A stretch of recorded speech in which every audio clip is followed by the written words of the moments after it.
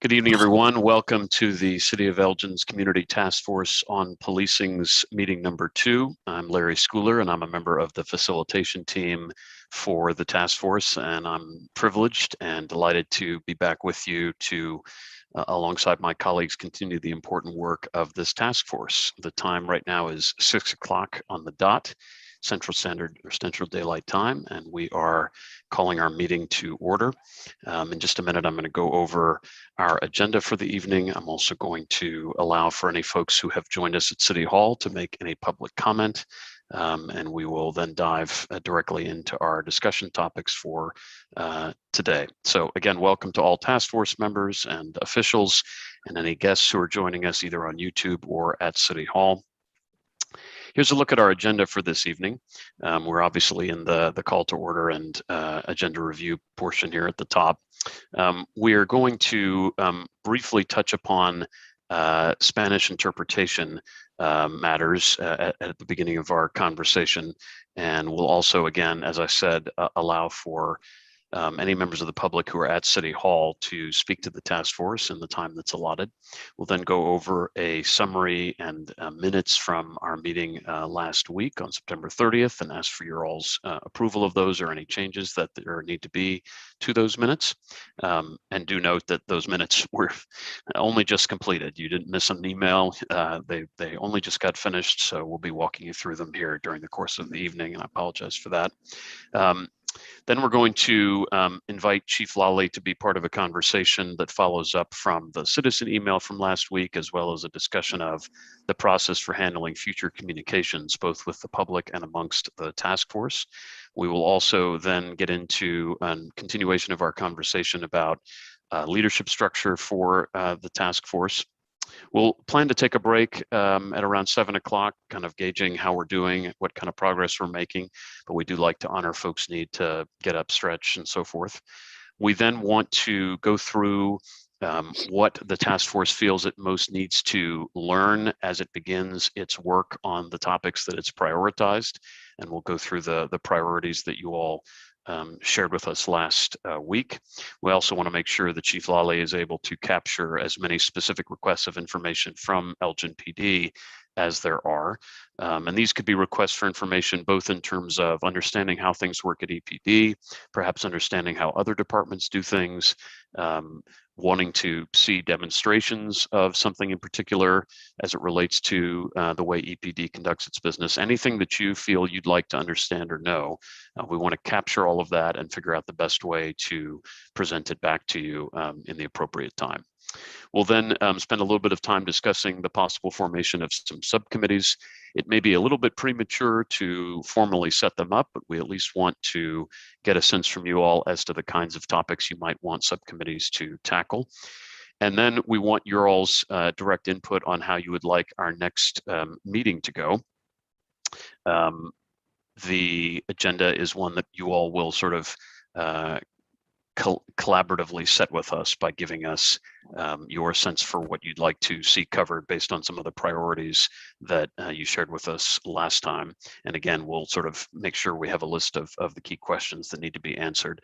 We are certainly trying to keep these meetings to about 2 hours or less, depending on the nature, the topic and the circumstances, because we know it's tough to hang in for a lot later.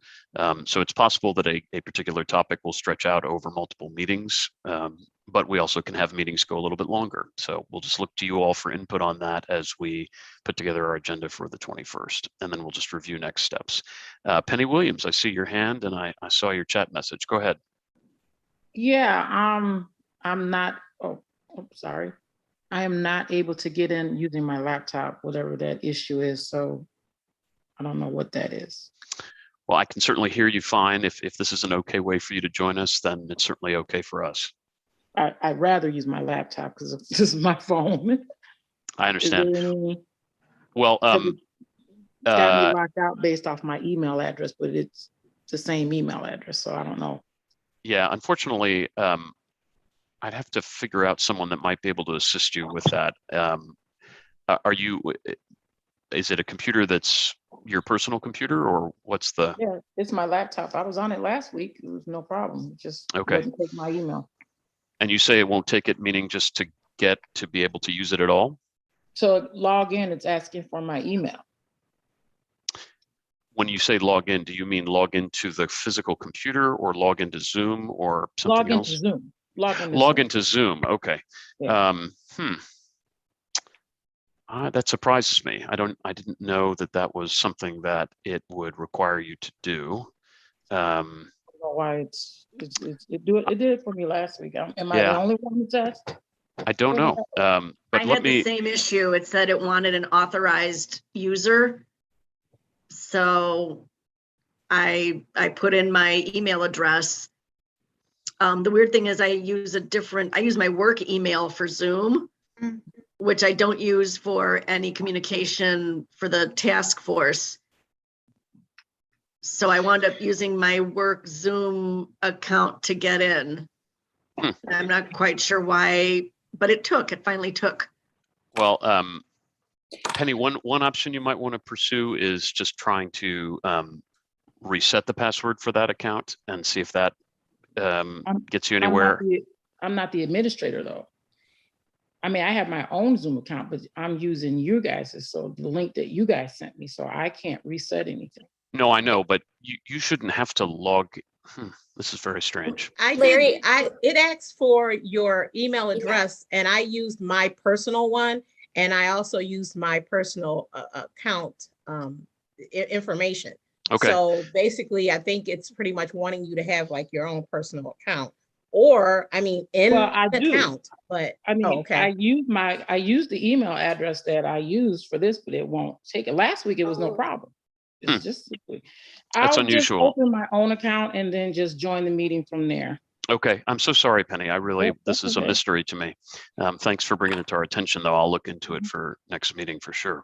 Yeah, I'll take notes too, Larry. Sorry to interrupt, but No. I do know that on some of the Zoom sessions I've used at UIC over the last year, sometimes they actually do ask for the email address in order to log into the Zoom. It's almost like a registration process, but I didn't realize this was attached to this Zoom account. But we'll take a look into this, and we'll kind of help brainstorm that and send some updates about that. So sorry about that.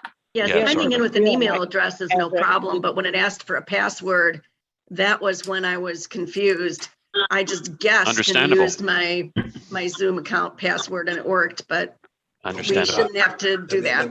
No, for sure. They send this. It's generally the way it's set up.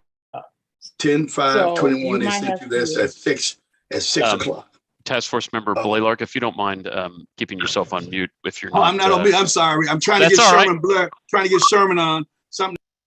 Okay, no problem. I think that Sherman, is that a 847-977? Is that you?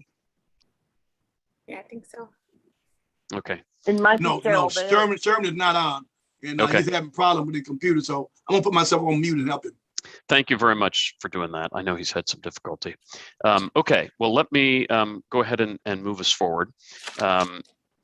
These are the meeting objectives that we've set for tonight, just so that we're kind of oriented around what our main tasks are. I want to talk again about the chair co-chair matter, also with handling public communication with the task force, subcommittees, informational needs, and topical priorities, as well as the next meeting's agenda.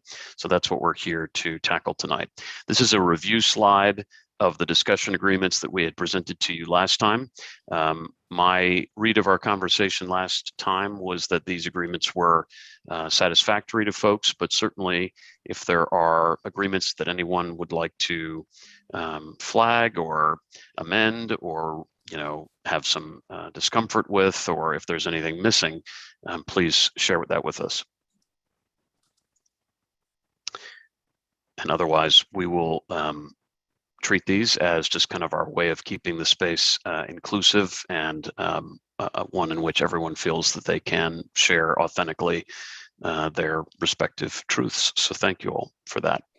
So Larry, Yes, I would like to add something to the agreements. And that would be that we would agree to not use the chat for discussion items. I really appreciate you mentioning that. I'm going to stop screen share for just 1 minute, just so that I can be able to add notes to the slide itself. So Denise, could I say avoid? Oh, sorry about the PowerPoint is not my friend. Avoid use of chat on Zoom for in-meeting communication. Is that what you meant? Pretty much.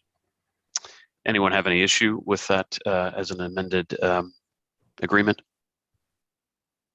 Just so no confusion, we're talking the difference between a side chat and just a co-signing or a thumbs up on what somebody might be saying. That's right. Yeah, I think what she's saying is don't type in the text chat comments that you could, make verbally, because it's hard for us to kind of track both things and the public doesn't see them and those sorts of things.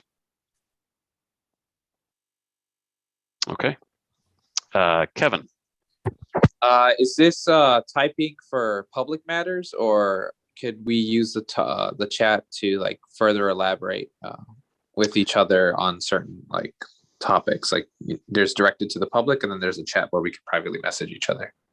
So Kevin, if I can jump in, to do that would be a violation of the Open Meetings Act. So if we have, so if you want to elaborate, and that's a matter of us gaining trust with one another to have those rich discussions together. That needs to be public rather than, rather than hidden within a chat box, if that makes any sense. Yeah, I agree with what you're saying. But if I have a question, I guess that would be asked publicly, right? Is that what you're saying? Right. So if you have, yeah. So, and I think, So I think if you have questions, that the whole group needs to hear the questions. Yeah, I know that makes for a little bit of a clunkier experience, but trust me when I say that I'll make sure that if questions need to be asked, we'll get them answered. All right. Any other comments on the discussion agreements? Denise, thank you. We appreciate that thoughtful amendment. Okay. I'm going to turn to Assistant City Manager Nava, who I think is with us over at City Hall Council Chambers. If not her, then it might be somebody else. But from Zoom to Chambers, just wanted to check in and see if any member of the public wanted to comment to the task force. No public is present, Larry. Thank you very much. For the public that's watching, we, for the moment, are going to, for certain, accommodate public comment in these meetings at council chambers, but our team is discussing ways that we can provide alternatives, maybe a call-in number or other means. But for now, if you have comments you'd like to make during a task force meeting, we'd encourage you to come to council chambers at City Hall, and a member of the staff will be there and they can integrate your commentary into our meeting. And if there happen to be any members of the public who show up later, just let us know and we can circle back. Okay, let me move to a summary of last week's meeting and the minutes. And so what I'm going to do is I'm going to briefly, I'm sorry, Task Force Member Brockway. Yeah, I was just looking over the agenda. I think did you address the Spanish interpretation? You know what? I've got my slides all twisted around. I've got them in the wrong sequence. Let me do minutes real quickly and then I'll get to Spanish. I'll get to Spanish straight away. Yeah, you caught me. I was looking at too many different agendas, drafts, I should say. So this is a high-level summary of the meeting from last week that you can see up on the screen. We, of course, had welcoming remarks at the beginning from the council members and the police chief. We talked about discussion agreements. All of the task force members introduced themselves and shared their goals. The facilitation team reviewed themes from our individual interviews with you all. We talked about the task force's scope of work, and we asked for your input on the prioritization of those topics. We also talked about the leadership structure, the idea of a chair and co-chair or some other models, and agreed to continue that conversation this week. And then we discussed meeting logistics and determined that for now we would adopt a first and third Thursdays meeting schedule at 6 p.m. And for the moment, we would have the meetings virtually pending changes to either federal, state, and local public health guidelines or policies relative to COVID-19. We certainly appreciate folks' flexibility and resilience during what's been just such a terrible, almost 2-year odyssey with this wretched disease. And for anyone who is more directly impacted, we pray for your well-being and your loved ones' well-being. What I'm going to do for just a moment, just to be official, is I'm going to shift my screen share over to the actual meeting minutes document, I should say, that I developed, and that way you all can just see something more like official minutes and give me any comments or revisions to it. So bear with me for one moment. Okay, let me try to, is that text big enough for everyone to see it? Thumb up, or is that okay? Here you can see, of course, that was the first meeting. It was conducted on the 30th via Zoom. It lists all of the participants. I want to certainly make sure I didn't make any spelling mistakes in everyone's names, and that I didn't omit anyone who was in the meeting. So if you would look that over and make sure you see your name listed and spelled correctly, that would be great. You misspelled my name. See, I jinxed myself, didn't I? Yes, you did. I'm so sorry, Denise. That's okay. Any other corrections there?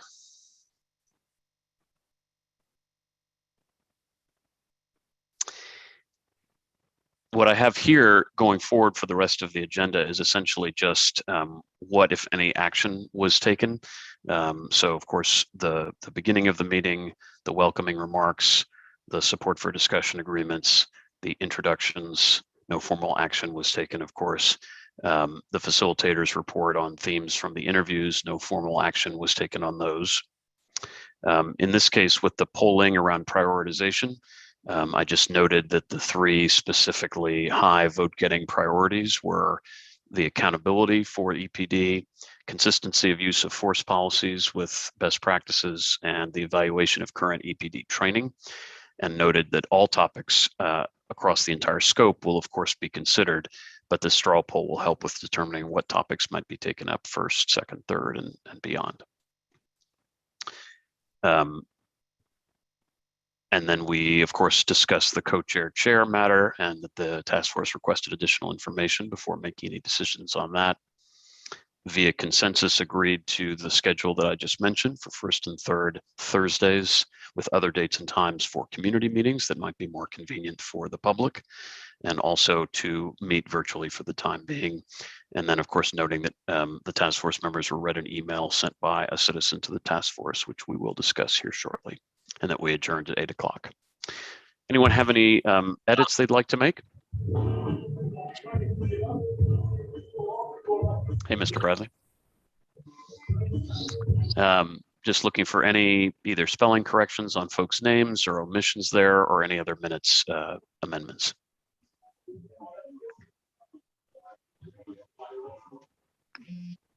Okay, not hearing anything. Can folks just give a thumbs up if they feel okay with the minutes as I shared them? Just looking across. Okay, probably the least interesting part of any meeting, but it is very vital. So thank you all for obliging us on that. All right, let me get back to the slide deck. We're going to move on to Spanish interpretation. I'm not sure whether the city manager has gotten on the line yet. He had said he might join us this evening. But I wanted to share with you all some of the conversations that have been had since last meeting relative to how to provide access for Spanish speakers. And let me just pause. City manager, are you on the line? Okay. We looked into essentially the logistics associated with a couple of different ways to provide Spanish language access. One, of course, is to have an interpreter live in the meetings providing simultaneous interpretation. And some of you may have been in a Zoom meeting where you could essentially select at the bottom of the screen to hear the audio in either English or Spanish. And so a Spanish interpreter would be audible only if you clicked on that well, not only, but would be audible if you clicked on that button in the Zoom meeting while we're meeting virtually. We also discussed the possibility of having regular task force meetings be translated. So we do have transcripts of these meetings since they're being recorded. And so the idea is that an interpreter, a translator, would go through that English language transcript, render it in Spanish, and then that would be shared with the public for anyone who would like to read it.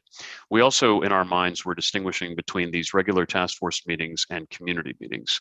And when I say community meetings, I mean the meetings where the focus is on the public and the main purpose of the meeting is to collect community input and to hear their sentiments. And I think our team feels fairly strongly that those meetings should have real-time interpreters at them, so to just allow as many people as possible to speak in their most comfortable language as they talk about these important issues.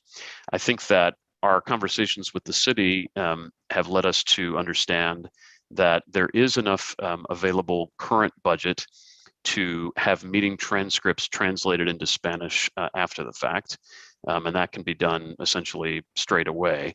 There would need to be an approval of additional budget for there to be real-time interpreters staffing each of the meetings and providing simultaneous interpretation. As you might guess, that's typically an hourly rate and a 2-hour minimum for those interpreters, at least in my experience. So I think the ultimate desire of all of us is to ensure that Spanish speakers feel that they can engage with this body and know what you all are doing.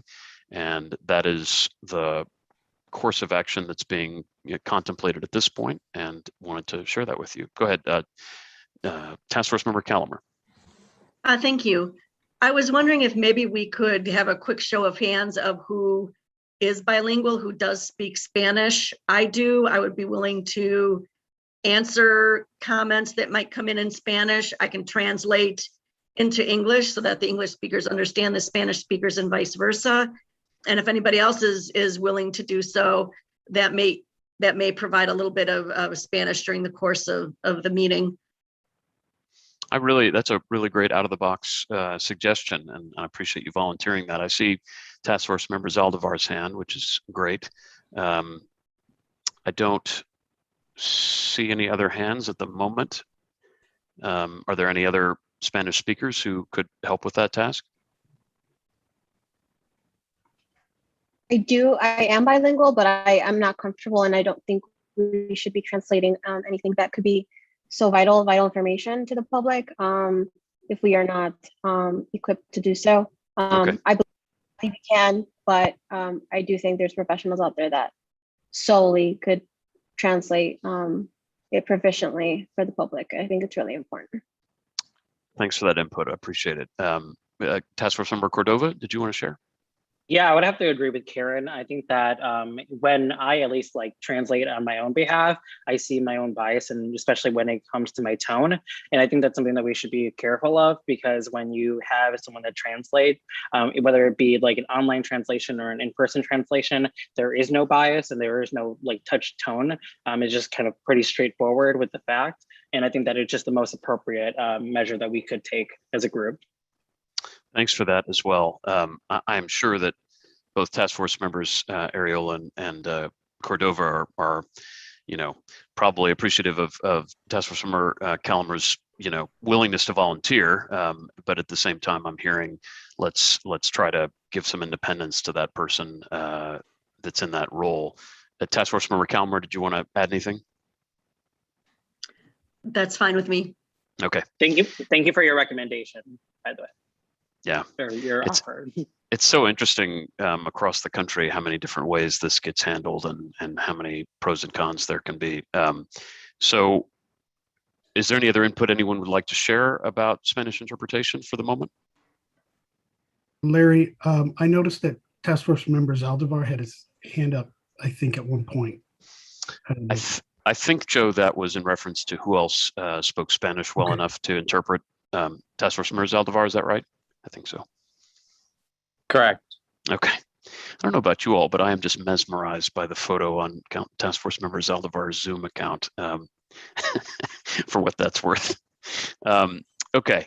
Well, thank you all Larry, for that. I did have a quick question. I'm sorry. Oh, please. Yes, go ahead, Task Force Member So Cordova. when you talk about the translation, I know that Spanish, although it's a very predominant language in our community, there are a lot of non-English speakers that don't speak Spanish as well. So how quick, like what kind of transcript system, like for example, if we go with that, how quickly can that be made into different languages? You know, that's a good question to which I don't have an answer right now. I'd have to get back to you. I have a sense that the Spanish the Spanish translation could be rendered fairly quickly, maybe a 24-hour turnaround. I'm not certain of that. Actually, Assistant City Manager Nava, I think, may have some information on the Spanish side. Is that, I don't know if she does or not. Karina, if you're there. Yes, sorry. So we could get that translated fairly quickly. I would say 24 hours would be probably doable for us. So yeah. Okay. So I think that Task Force Member Cordova, do you think there are one or two additional languages that should be priorities to try to get after the fact translations done? Well, I wouldn't be the person to do that. I assume that the city of Elgin has plenty of people that know the predominant languages in our community. So I would relay that information over to them. But I just know that there is a large population, at least those that came to the community since the last census, that are non-English speakers, but also non-Spanish speakers as well. So yeah, that's certainly true in any major city. And I will work with the staff to just, we as a team will work with the staff to identify what those other languages might be and how to accommodate, how to facilitate that. So thanks for that input. Any other comments on Spanish or other language interpretation? Task Force Member Flickema. Yeah, I just had a question about I just looked on YouTube and I don't see any closed captioning. I turned my closed captioning on and I think that might be more talking about accessibility. That might be an additional thing to consider doing. Yeah, thanks for that. I actually could, while we're still meeting on Zoom, it's not available to me as an option at the moment. I'll have to have checked that. But I could enable that here in our account at least, and then that would hopefully carry over into the stream, although I need to check that technical detail. But your point is very well taken, and I think it's worthwhile. So we will make a note of that as well and circle back hopefully by the time of your next meeting with that, of course. All right, and Penny, I'm glad to see you. I'm glad you're able to get into the meeting. I'm sorry for the issues. No problem. All right. I am now going to hand things over to Joe Horth, one of my colleagues on the facilitation team, and he is going to walk us through some comments on electronic communications. And Joe, actually, before we get going with this, I guess I want to make sure Chief Lally has joined us. I don't know if she's with Assistant City Manager Nava in the chambers. Oh, there she is. Great. All right. Joe, take it away. Thanks, Larry. So as we figure out and make decisions related to how we're working together, of course, communication is very key part of that. And so we do need to make sure we're thinking about that and making decisions. But first, the issue of the email from last week, I just want to start by acknowledging our regret that during the last meeting, we shared an email to the task force. It was put up on screen and discussed. And in so doing, the email of the sender, the email address of the sender was visible, as was the name of another person who was mentioned in the email. We recognize that that was a mistake, and we want to acknowledge that now. Also wanted to give Chief Lally a chance to speak to this email from last week. Chief Lally, I'm going to turn it over to you. If you can hear me. Yes, I can hear you. Okay. So Go ahead. So good evening, everyone. I hope everyone is doing well this evening. And I wanted to take some time this evening to address the email that was brought forward to the task force and members of the public last week. So let me start by reiterating my message from last week. I'm looking forward to working collectively with the members of this task force And I hope that through this process, task force members are able to see the exceptional work that is done each day by members of the police department. And that you will also experience that we are a department that is always working to be better. We embrace this. I also mentioned that it was important to me that task force members get to know who EPD officers are past their uniform or any preconceived ideologies about our profession. And I know that change comes from uncomfortable conversations, hearing different perspectives, embracing differences, but I also know that change comes from respect, honor, and graciousness. I was disheartened by what occurred last week. And not because of the question that was posed by the author of the email, but the manner in which the information was provided. I do not believe that respect, honor, or graciousness was provided to either the author of the email or Sergeant Santiago. We are here for a group of people to give their ideas, their opinions, and thoughts for the goal of making EPD the best it can be. And we are also here to move forward together with each other in a positive, optimistic manner. You can still have healthy debates, consider criticism, or see a different point of view, and you can still maintain respect for each other. I want to provide the task force and the public with follow-up so that the full context of the email is provided to you that included 2 pictures that were not displayed last week when the email was shown. One picture was of the patron saint of police officers, St. Michael. And the other picture was of a police officer embracing a child. Both the police officer and the child had wings around them. Sergeant Rick Santiago has been with the department for over 25 years. And during his tenure, he was a rope officer and also a sergeant in our rope program. And he is also known by many members in our community. He currently has been out due to an injury and he's anticipated to come back soon. So I spoke to Sergeant Santiago and he provided me with the entire context of his post. And the post has been reviewed by me and city administration, and there are no rule violations. However, I can understand the author of her email felt that she needed to make me aware, and I respect her position. When I am made aware of concerns about an officer's actions, they are addressed appropriately. If the officer is found to have violated a rule, the discipline can be anything from a verbal reprimand all the way to termination. And as Councilwoman Powell mentioned last week, there are certain allegations per our city ordinance that will need to be referred to our outside investigative firm. This matter, if needed to be investigated, would not qualify for the outside firm as it does not meet the criteria.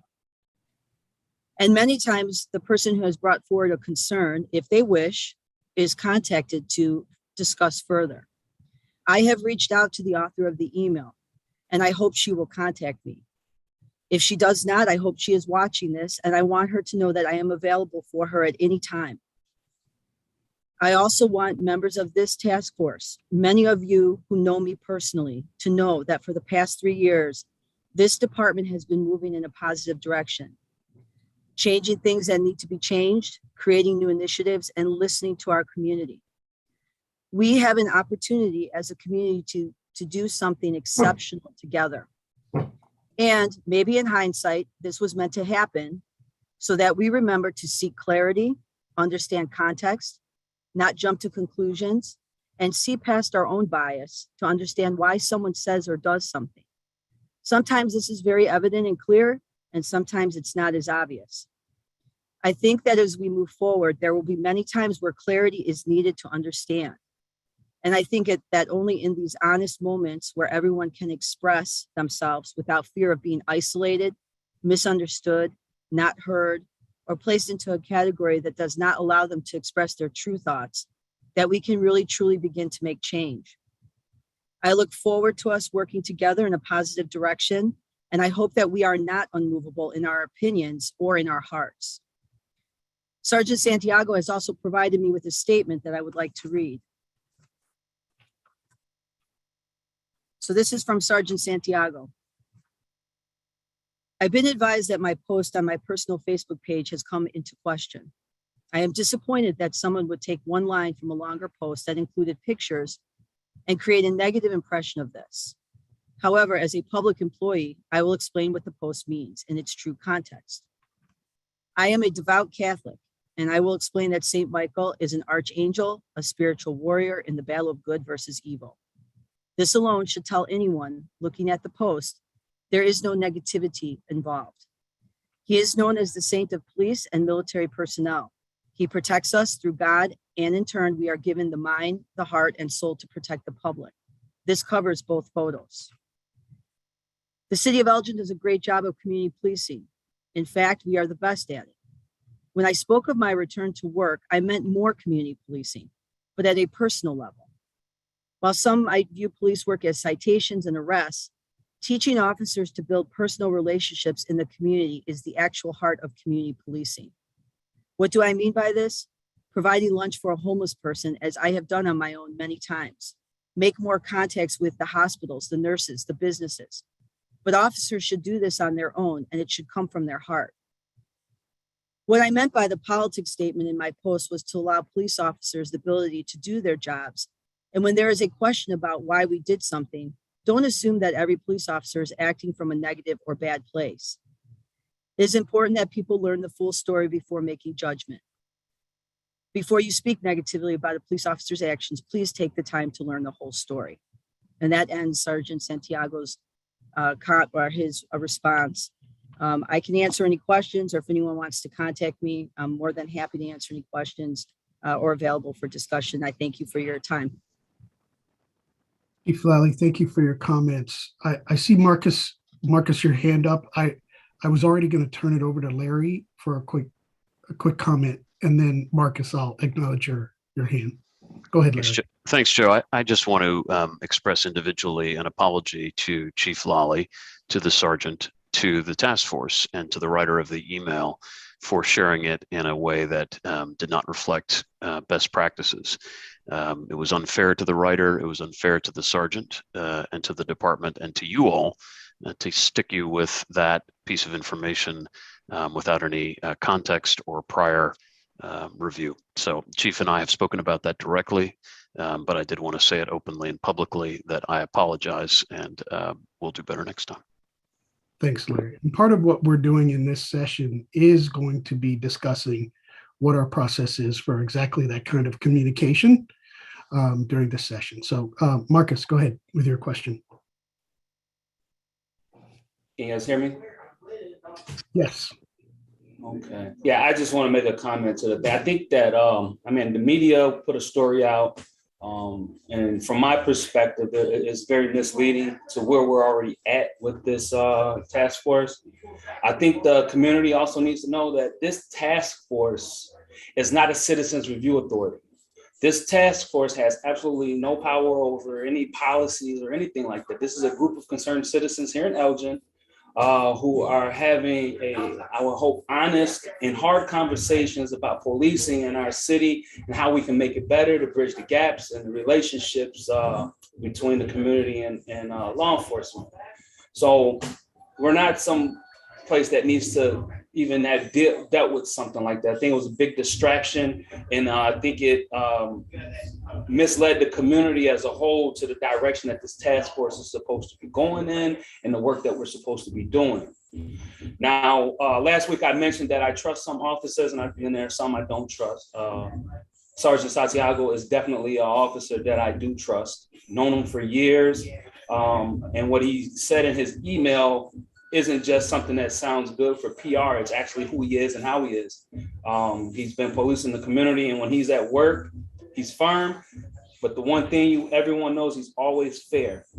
And that's a big, big thing when it comes to policing is being fair. And again, he does know people. So he deals with people as people and not as just some number or some arrest he's about to make. That's all. Thank you, Marcus. Just want to acknowledge Task Force Member Calamer. Go ahead. Thank you. Another reason that I think a lot of us felt chagrin over the reading of that email is that it was a violation of privacy. And I know in this day and age when everybody calls for transparency, there's a fine line between transparency and then just discretion, common courtesy, respect.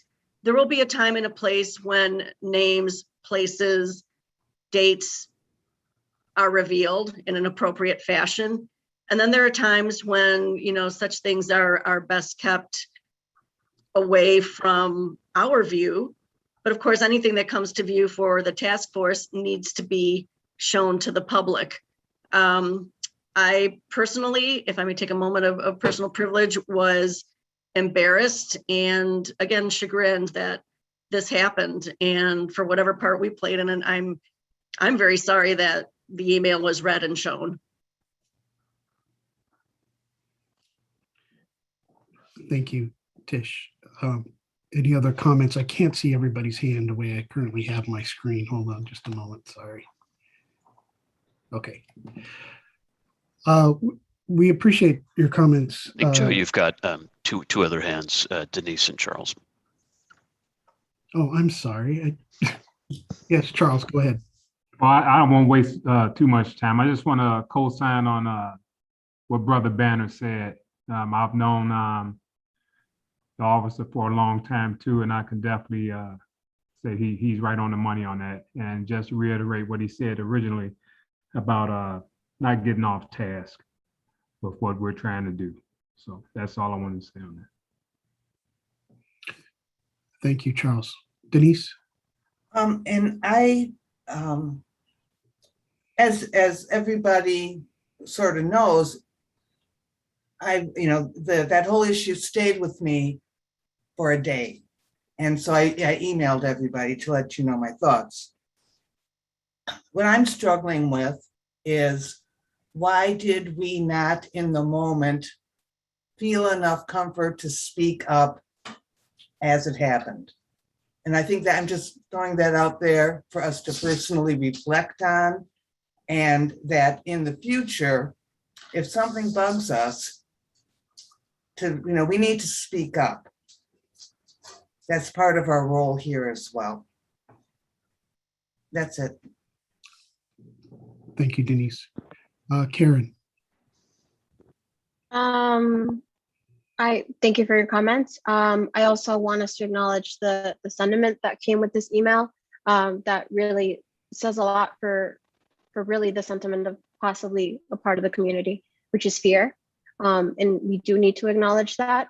This person is probably a loved member of our community, and I'm sure she's not the only one that feels this way. So something else to consider, as we don't fully represent every person of Elgin. This is one of those people that we need to protect, and also consider what it is they've experienced in Elgin. Just something I wanted to throw in there. Yes, thanks for your comment, Penelope, and then I'll pick back up on a discussion of our process moving forward so that we don't have this happen again. Go ahead, Penelope. Yeah, I just wanted to make a comment about that we read the email, we saw the error, but to speak to the fact that was our first meeting. We were all introduced to one another. We're still learning this process. It wasn't done to malicious, to harm anyone. It was done to brought an issue to light. So I don't think we should beat ourselves up over it or any one person, because I think it wasn't done maliciously. Also, as a group, as we start to get to know each other and understand our roles and what we're doing, I can just about guarantee that speaking up won't be an issue. It's just that with a new group, first meeting, we're still getting to know each other, still understand what we're trying to do here and get everything solidified. And I just want to say, give us some time to grow and learn. And there probably will be more mistakes that happen along the way, because we are learning this as we're going. But I don't think anybody is kind of doing anything with any malicious intent. I just wanted to say that.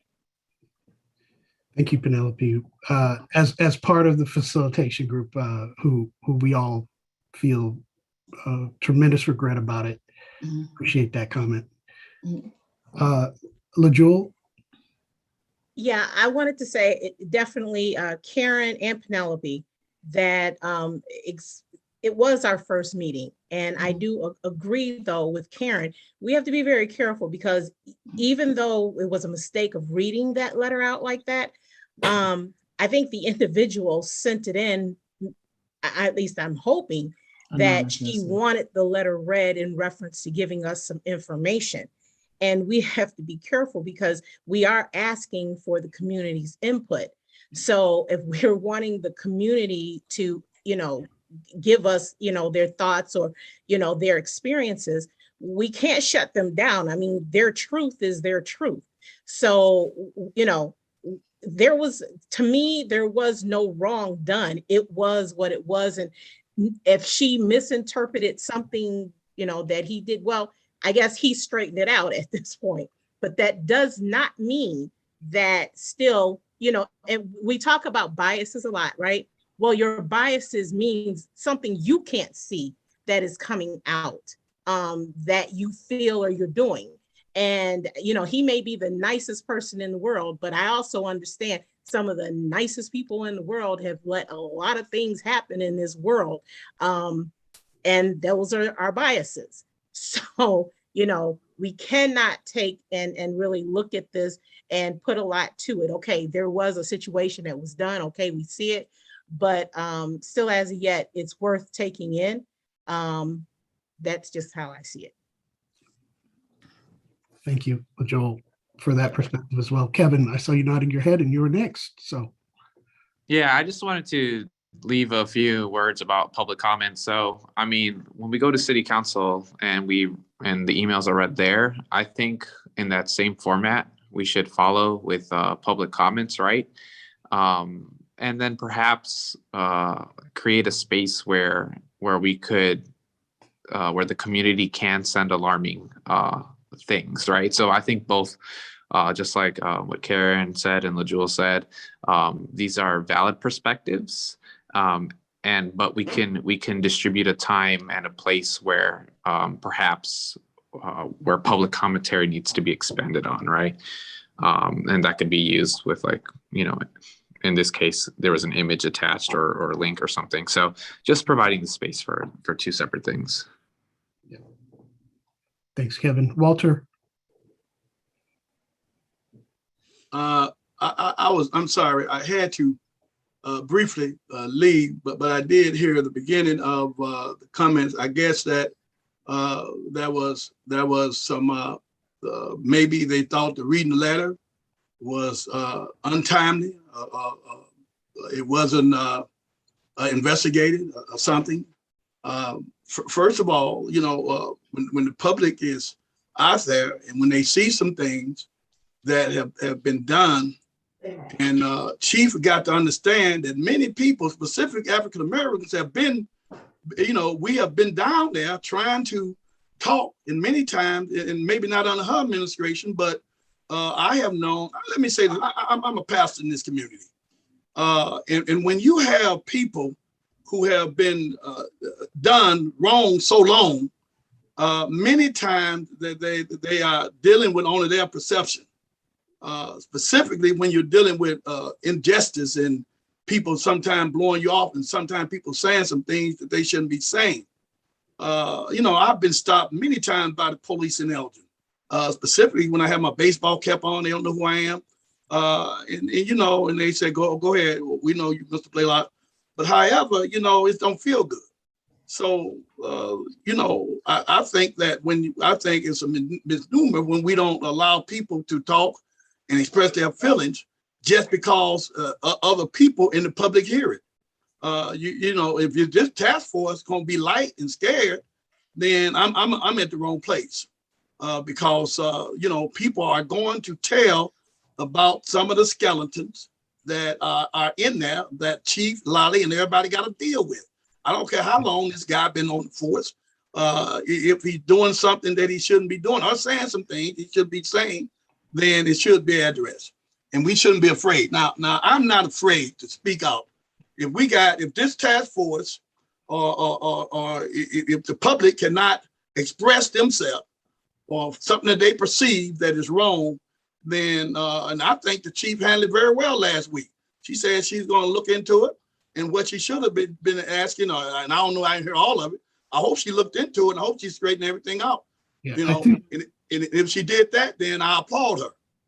Yeah. Walter, you may not have heard her comments. I did not. That's Okay. what I said. I All had right. to leave. Yeah, she commented on it, read a statement from the officer named in the email as well, and that provided some context that was not in the email, and that was okay. That's great.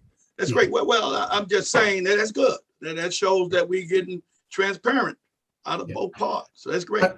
I'd like to just pause for a moment on the discussion portion and just Larry spoke to it actually a little bit in the outset when he was talking at the beginning about our process here. And so I just wanted to just throw out there, and Walter, to just speak on your last point. I think our goals really should be about trying to balance an acknowledgement of that sentiment, right? Maybe not necessarily a individual person or whatever, where we can, but also make sure we're protecting people's privacy and being respectful and fair in how the communications to the task force are shared with the task force. And so, just like Task Force Member Colomer said, that balance between transparency and privacy, we're trying to live in that perfect space in the middle.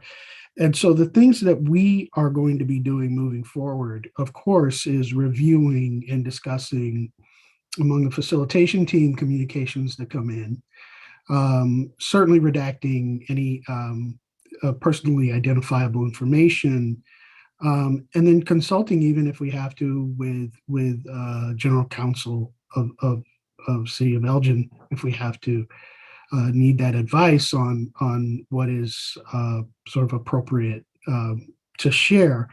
And then, and then at that point, if everything is clear and we've done our due diligence on it, read and or share on screen if we're on Zoom, the communication. And so that's going to be our process moving forward. We're not going to do the kind of just open, just whatever comes in, automatically put it up. But I think that process, where we have to make any decisions related to that, we will use great care to explain if a communication came in, what the process was that was reviewed, and why or why not certain parts are redacted or whatever. And that speaks to the transparency side. So it's not just the nature and the content of the communication, but also our process being transparent and appropriately and effectively communicated with you all about it. So those are our steps. I wanted to throw that. Joe, you cannot, let me say this, be very, very candid with you. If in fact you want change in any process of government, it won't be changed unless you can face any adversity that what's going on now. The council hear things. I can go to any council meeting and name any public official down there, and it have been done. And so legally, I don't understand what you're saying. If somebody got a complaint and they think that the task force should hear it so we can make it positive and make positive change, I'm sorry, I'm missing something there. If in fact, you're not going to get change until you're willing to face things that you need to change. So there may be some things that we're going to hear that maybe going to be uncomfortable. And that's what I was trying to say last week. If people are not ready to hear things that, everything is not going to be positive. For you to become a positive, some things are going to be negative that we're going to hear so we can change it and make it positive. I understand what you're saying. And I think that's really the heart of this discussion. We're not necessarily proposing to redact any content, make a judgment about content. It's about, at this point, about privacy. privacy and, whatever other matters the city attorney might advise. Joe, I think we have But two you're hands. having a public meeting, and how can you, if in fact there's a public official who is doing some things that is negative and adverse to affecting this community, then what do you mean keep it private? I think you can maybe say, well, this person, or don't name the person until we investigate, or to the person who we can turn it over to the person who should investigate.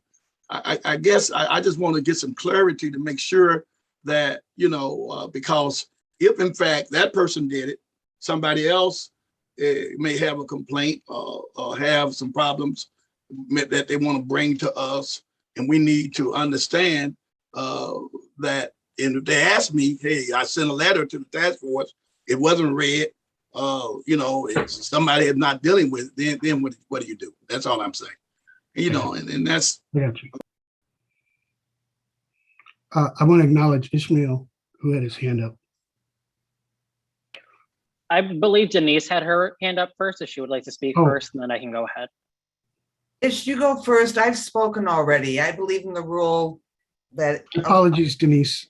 That's all right. Not a problem. So I do agree with Walter. As one of the people that are often at our city council meetings until the end of them, until 10 p.m., I do know that there isn't really a limit of discretion when it comes to public comments.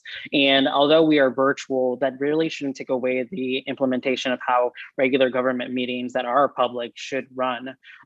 We have no say when an individual steps upon into speaking what they're going to say, and we have no way of limiting that. Of course, you can turn off the mic, you can do whatever you can, but ultimately you have to let that individual speak. Obviously, what I would be recommending is removing any personal information, that including email address, phone number, address, obviously things that are going to be a concern of safety. But Walter is correct. When it's at least a political or elected official, or not even an elected official, just a public servant, and nonetheless, if they're being named in a specific circumstance, it should be made public. Similar to how it would be in any city council meeting, because I've been there, and people will shout it from the rooftops. The name up and down does not matter, because ultimately that is their truth, that is what they're expressing, and we should allow them to do so. Similar to how we are going to be moving forward with our task members and our discussion, because some of us have probably had negative altercations with certain public officials or public servants that others might have the most wonderful experiences with. And so we should also take that into consideration. So I really don't want to, relay this conversation too much, because I feel like we have so many important things to touch on today as well. But I do think that we should just be cautious of safety for each one of either our task members, the public, and our public servants, but we should allow for public comment to be as less restricted as possible. Thank you, Ishmael. And go ahead, Denise. So my concern is, because what I thought I heard you say was that you're going to be screening these electronic communications before they come to us. And that's bothersome to me. If somebody is contacting the task force, I want to know that they're contacting the task force. I don't want hand-selected things to be presented to the task force. We need to hear it all, the good, the bad, the ugly, because that's part of our, we put Band-Aids on things for way too long. So I hope that we can redact it, we can figure out a process, but that every communication that is addressed to the task force, every person on this task force hears it. Yeah. Thanks, Denise. I did not mean to suggest that we would do that, by the way. If I did, I was not clear in what I was proposing. The main thing was redaction of the email address, and any content in the email itself that was a privacy concern, but not to have a form, like a process where we're screening and choosing an email that gets read versus another one that doesn't, just to be clear. Shimon? Yes, sorry. I think the most important thing is context, or when someone speaks from the public, what are they really saying? I don't think you have to display their personal information to do that. I think the biggest thing is the context, because if somebody says it, then somebody's feeling it. And I think that's the purpose of the task force, to make sure those people are heard, to make sure those views are seen. So I don't necessarily think that we have to have everybody's name or everybody's information, but the most important thing is the context. And I think if we get the context out there, then we can address the issues, address the problems without violating anyone's privacy. Thank you, Shimon. And Marcus? Like I was saying the first time, I think we're not the independent review authority. We're not the citizens review authority to do the investigations. Because anybody who knows me, I'm all for bringing to the light. I've been encouraging people for many years to utilize the process and document, put things on paperwork. If we're gonna address something, we have to address it in its entirety. And the first thing that, even when I saw that email last week, was, okay, what else is there? Right? We had a snippet of what was said. I was like, there's got to be more for them to be offended. Because I myself, from what I read, I wasn't offended personally. This task force, and I even think the whole idea of calling it a task force is sending the wrong message to people in the public, to think that we have some type of power to do investigations when it comes to policing and address them in a way where we can do discipline and different things like that, when that's not what we're here for. So the point I was making is that we are being distracted. We've been talking about this for the past hour and have not been on the business at hand. Right. So if we're going to have a job to do here, let's do it. And if everything that's going on with this conversation, I think only furthers what I've been saying for the past 15 years, is that we need a independent citizens review authority that gives the power to the people, where we have a platform like this, where we actually have power to go and look into things, do the investigations, and actually have the power to not recommend, but issue disciplines for things that we feel. Not just recommend if they get hired or fired, to actually have the power to become the binding arbitrators when it comes to the law enforcement within our community, right? So this is not that. That is what we need. And the fact that we're having this conversation and spending so much time talking about this, I think further says that that is something that we need. But we have this is not that. Let's do what we have. Let's follow through with our agenda, get the work done. And those things, there are outlets to address that, right? Because we could have took that and went and put in the complaint and went through the complaint process to get it to the chief, and then went on down and had it dealt with the way that it needed to be dealt with, and not distract this group from the business at hand, so we can get the work done to get to the point where we can have a citizens review authority actually dealing with this. Thank you, Marcus. I think there's, and in the spirit of your last comment, I'm going to move us on. There's a couple of issues that this body should discuss related to how you communicate with each other as well as to the public. But since especially the issue of how you communicate to the public really depends somewhat on what the leadership structure is, it relates to that. Larry, I'm wondering, given how much time we just spent on this issue, if we shouldn't table that makes until sense. after the discussion about the leadership structures is done, and then we can circle back after that decision. Yeah, I think that makes sense, Joe. And again, just putting in my own voice to commend the task force for the discussion and the richness of the nuance of it. I also wanted to just mention that it's important when email communication is made to be cognizant of Open Meetings Act regulations there. So in other words, if a member of the facilitation team sends out an agenda to you all, obviously that's appropriate. But folks who would reply all to a message like that get into a risky area where you're essentially beginning a conversation with the whole task force that's not in full public view.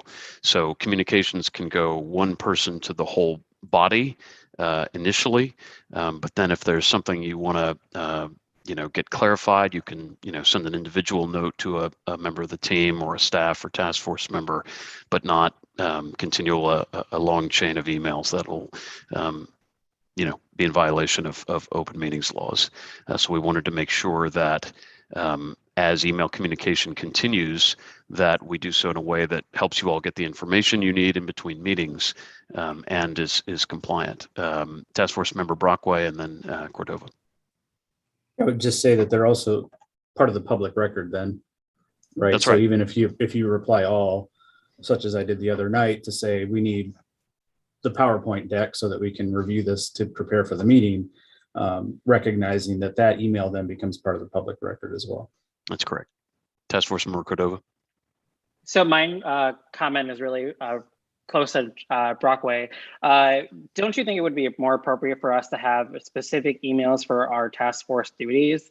Because I just feel like using our personal emails or whatever email people are using seems a bit inappropriate in this measure. And I think that if that's something we can consider alongside the city to come up with like an alternative email address, and I know that's probably most likely in the discussion for further, but I just feel like it's the most appropriate measure. So that way, if anyone has to or needs to or does require us to provide over our emails, it's more of an appropriate through that email address itself. No, it's a helpful suggestion. I've worked in cities where that has been done for members of advisory boards like this one. So I'll be happy to discuss that. We'll be happy to discuss that with the city staff and see what we can arrange there. Thanks for that. Folks, I'm going to, from a process standpoint, recommend that we take a short break here. When we come back, our hope is to tackle the structural conversation. Sarah will facilitate that in terms of just determining the best sort of leadership structure to use.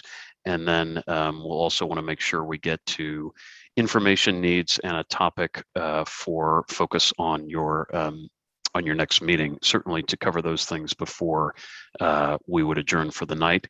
But if we can get to subcommittees, I know that would be useful as well. So let me suggest I've got 7:07 on my clock. Why don't we plan to come back at 7:15 and get after it for the next 45 minutes until the top of the hour. So we will pause here until 7:15. Thank you all.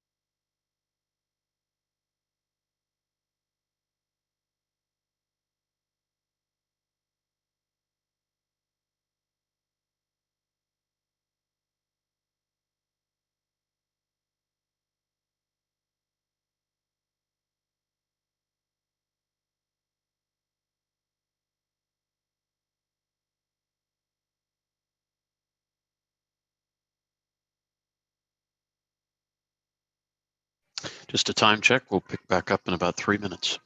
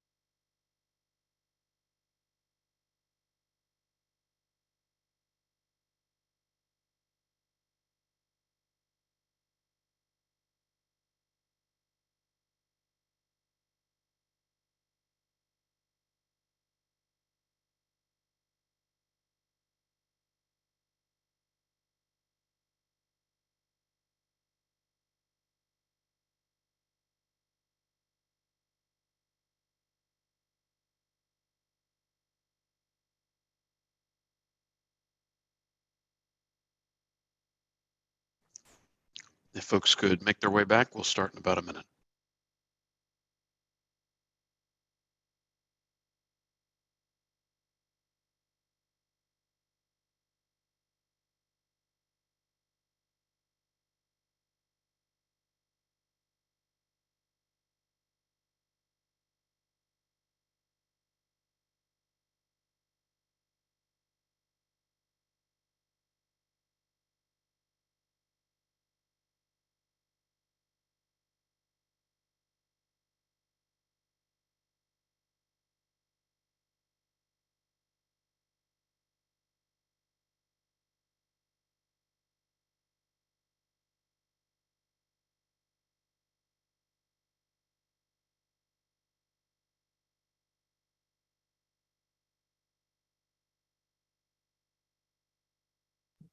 Welcome back. Just want to make sure everybody can hear and see me again. We were just discussing transparency, and I do feel obligated, given the time of year that we're in, to share with you that I'm a native of Houston, Texas. I am a very proud son of Houston, Texas. I root for the sports teams from Houston, Texas. And I'll just leave it at that. So what are you saying? Are you saying that that Houston gonna beat the White Sox, my team? No, sir. I would never say such a thing. Never would I say such a thing. Never would I say that. Never would I say that. You are complicit. You are totally complicit. I said to somebody today that if I were to have a grandson, because I think I'm through having children, but if I ever have a grandson, he will be your Don Schooler. Hey, Larry, I want to tell you that Sherman couldn't get on, but I do have you on the phone. So very good. In your minutes, make sure he's present. I certainly will. Yes, sir. Thank you for that. Yeah, we'll get with him also to try to help him next time again. All right. Well, we are just about to get into, what did I do with my slide deck here? Here we go. Sarah Omar from our team is going to facilitate as we get into a discussion about leadership structure, and then we'll talk about priority topics and questions to be tackling at our October 21 meeting, and with time we'll tackle subcommittees, or we will hold that for the next meeting. So over to Sarah Omar. Thank you, Larry, and thank you again, everyone, for a really lively discussion. So I just wanted to kind of bring us back to this discussion that we started last week on leadership structure and the concept of having a chair or co-chair. And then there was questions about just what would that role look like and what their scope would be. So I think we wanted to spend a little bit more time on that discussion, and then also present you with four different approaches to how this would be structured, and then kind of opening it up for discussion. So the first is what we brought to the team last week was having permanent chair or co-chair. And I really wanted to be clear here that they are not a body like who will be like have a hierarchy over others in the task force, but they're really there to kind of represent the task force when it comes to any media inquiries that come. And then we will be working with the chair and co-chair to provide a process of, if there's a media inquiry, bring it back to the task force, identify what would be the response, but then they would present it to, so it would always have, the task force would have a voice in that, but they're just kind of representing what the task force's like response would be from like in a media inquiry. And then they will also be helping with preparing agenda items moving forward, and then kind of bringing a call of order for every meeting. Sarah, if I could interject for just a second. I had a conversation with City Manager Kozel today. The ordinance that established this task force does call for the selection of a chair and co-chair. But in our discussions, he indicated to me that it is certainly okay, it is legal for such a position to be simply tasked with calling meetings to order and adjourning them, as well as it being potentially a rotating position. So I wanted to let you all know that we certainly want to honor your wishes, and if it's the desire of this group not to even, go to that length, we can certainly convey that and see if the council would amend its ordinance. But from what City Manager Kozel told me, it is legally required for a body like this to have some sort of at least pro forma position like chair and co-chair, again, mainly for opening meetings and closing them. So just give you that context. Thank you, Larry. And then another option is to have a chair and co-chair in a rotating. They'll still have the same tasks and responsibilities as a permanent chair, co-chair, but we would just rotate among the task force as we continue moving forward in this process. Thank you. And then another option is not having a chair or co-chair, and then as Larry said, we would just need to go back and make it an official process if this is something that the full task force is adamant for. So with having no chair or co-chair, we would need to have a deeper discussion on how to respond to media inquiries. So that would be something that we would need to identify a process for. And then identify a process on how the full task force would provide input on agendas prior to each meeting. But we would hear, like as facilitators, we would help facilitate that discussion and process. And then finally, the fourth option is having a somewhat of a core coordinating team. So there would be a subset of the task force, and they would help, they would work in between meetings and assist with in between meetings. They would also serve as a rotating spokesperson for the task force. And again, we'll call meetings to order.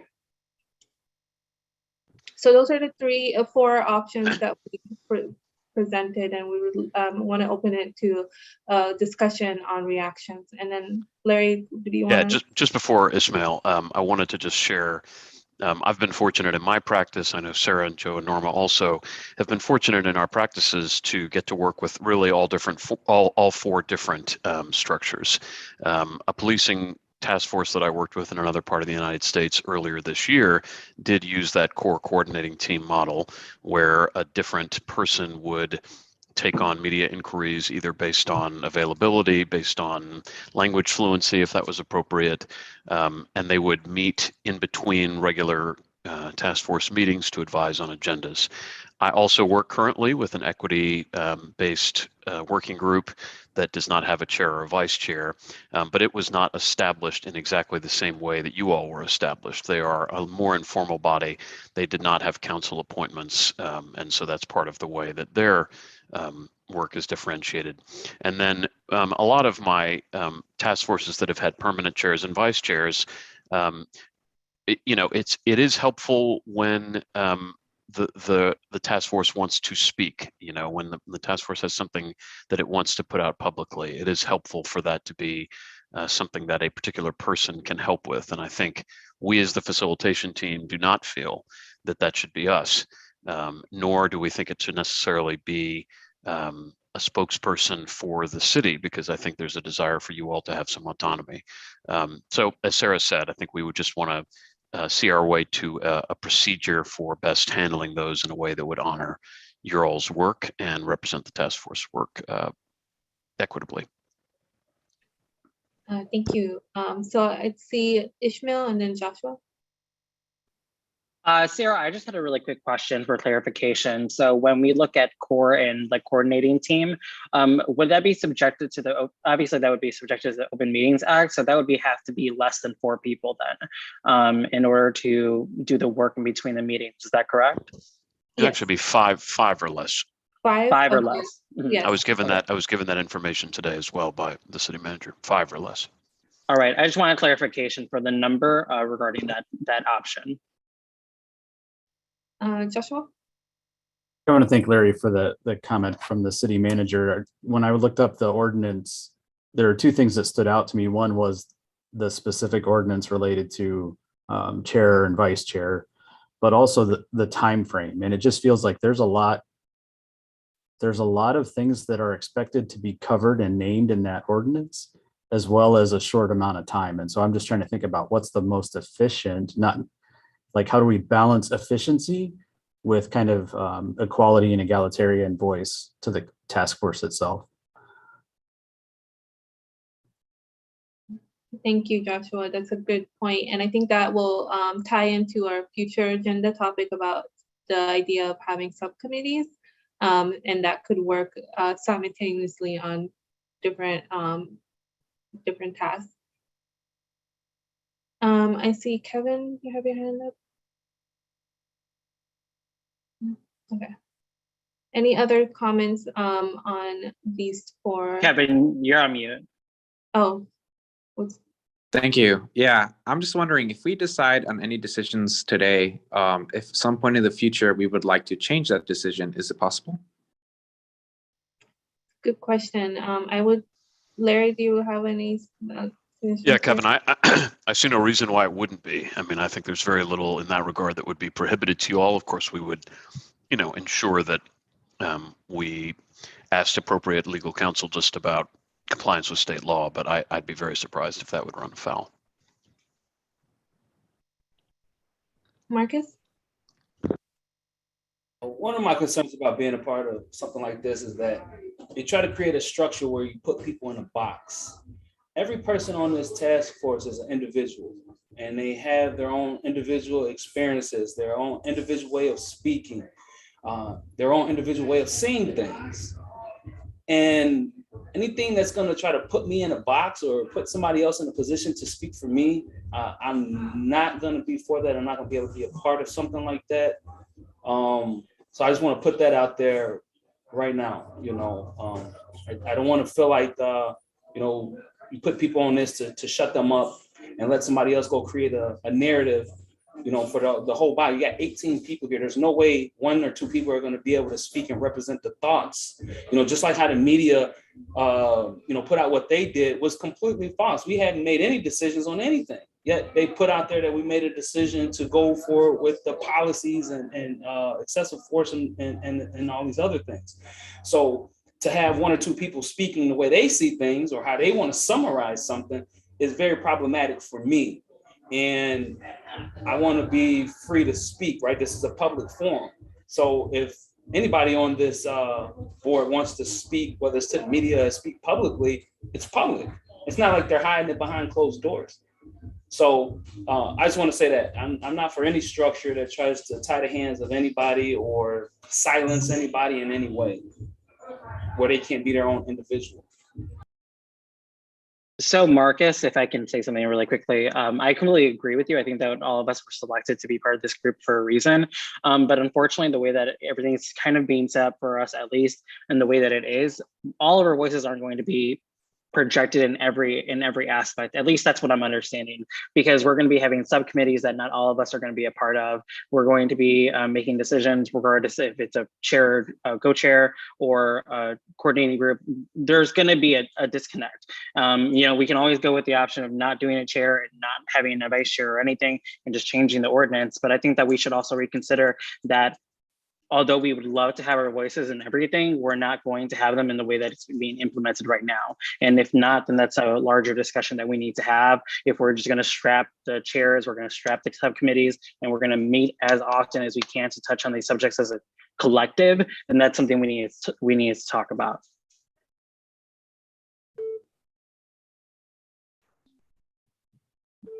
Can I speak? Yes, Walter.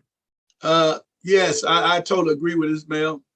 We need some structure. We need somebody to write fast. I'm not, I kind of disagree with what Marcus is saying, because nobody is going to speak for him, or nobody going to speak for me. We all going to speak as a group. And that's the uniqueness of having a chair and a vice chair, because they're going to have to help put all this together. But however, if we want to, if that person, or if the group want to appoint a spokesman to speak for all of us, we still have that power to do that. But we're all going to be saying the same thing. We need a vice chair. We need a chairman and a vice chair, a chair lady, chair, whatever. Let that be anybody except me. And then I did want to just say here that this would be a process that we would agree on. Even if we do select the chair or co-chair, we would also agree on what their role will be, how they will present the information to the full task force, and then how if we as a task force agree on what should be the next decision moving forward. So it's not that they will just go on their own and present like a response to a media inquiry, for example. If there's a media inquiry, it will be brought up to the full task force, and we'll have a conversation about how to respond, and then they will just represent the task force as a whole. But that is, again, the option of having no task member, like a co or co-chair, is still up for discussion. I do want, so I think Tish was, and then Walter. I think Walter just spoke, so we can go to Tish and then. Oh, sorry. Yes, Tish, go ahead. I thought there was somebody else before me, though. I don't want to step on any toes. Anyway, I just wanted to say that in about an hour, with regards to structure, we are going to want somebody who has the ability to adjourn a meeting. Just saying. And then Kevin? I just want to move forward with a recommendation then. I would like to see if the task force is interested in a rotating leadership. So having a chair and a vice chair, whereas by 2 months, in 2 months, we would have everyone sat in that chair at least once, in both the chair and vice chair. And if we feel free or feel the need to change the structure of it, then within 2 months, we could re-vote on the decision. And if people like Walter, for example, don't want to volunteer, or not volunteer, but doesn't want to do that, or anyone else, then we could just make a list and move on to the next person, who would be chair and vice chair. Kevin, for clarification, first of all, thank you for putting forward something for us to chew on. Were you saying a chair co-chair pair would be appointed or would be volunteered for a 2-month period, or would they rotate every meeting? Or I was just trying to get that. So it would, if we choose now as a rotating structure, then at the end of 2 months, because we know this is longer than 2 months, everyone would have at least have been given the chance to be at the chair, where we would learn how a person drives a meeting or what their voice is, et cetera, et cetera. We would learn more about each other. And then as we come to talk and be on our subcommittees, we could, use that in the background to see how we would like to further structure in 2 months, if at all. Yeah, and I guess my other clarifying question would be, I think we are an 18-member body, and we would probably only have 4 meetings, say, in a 2-month period. So I just wanted to understand how you were seeing it in terms of everyone having a chance. Oops, right. Sorry, I thought it was going to be 2 people per meeting, and then there was 2 meetings a month. So that means 4 people a month. So yeah, 4 people a month, and so I think we would get there after about 4 months. Yeah, you're right. So, but I think your point in general is I think well taken. It sounds like what you're proposing is to provide everyone with the opportunity to be a chair and or co-chair at a meeting, that it would be for that meeting, and then it would rotate to two other people who might want to do the role, and then perhaps after 2 months we might just see how that's going and what change in direction we want to make. So again, thanks for putting that forward. I know folks may be used to Robert's Rules of Order. We're not necessarily going to use that here. I want to see just in the moment, how many folks, how does that sit with folks, that idea of having a chair, co-chair, rotate each meeting for a couple of months, be on a voluntary basis in terms of who would like to be in that role, and then it would be reevaluated. And Kevin, not to put words in your mouth, but I'm assuming that that pair of people would work with our team in between the meeting they didn't lead and the meeting they are, to help with, putting the agenda together and making sure that, the meeting is, prepared for success. Yeah, I think that I'm also just envisioning accountability and, managing work itself. So we also wouldn't want people who would disregard their responsibility on the task force as well. So I think there's a lot of benefits to it. And I hope the task force takes it into consideration. Got some hands. Aubrey, Denise, and Walter's hand is up. Aubrey first. Yeah, I like the idea that Kevin put forward of having somebody rotate each week. I would be a little concerned for consistency though, across the board there. So I am curious what thoughts would be about having a rotating committee instead. So having a committee of 4 or 5 members that would have a longer kind of turn to be able to get us through maybe different initiatives or different just action items of the committee before they would pass it to the next person. And it could be time bound as well. So do you mean, Aubrey, I'm sorry, do you mean to say 4 people would be on that group of, let's call it a core coordinating committee for some period of time, and then that group would rotate off and another group of 4 would assume? Is that what you mean?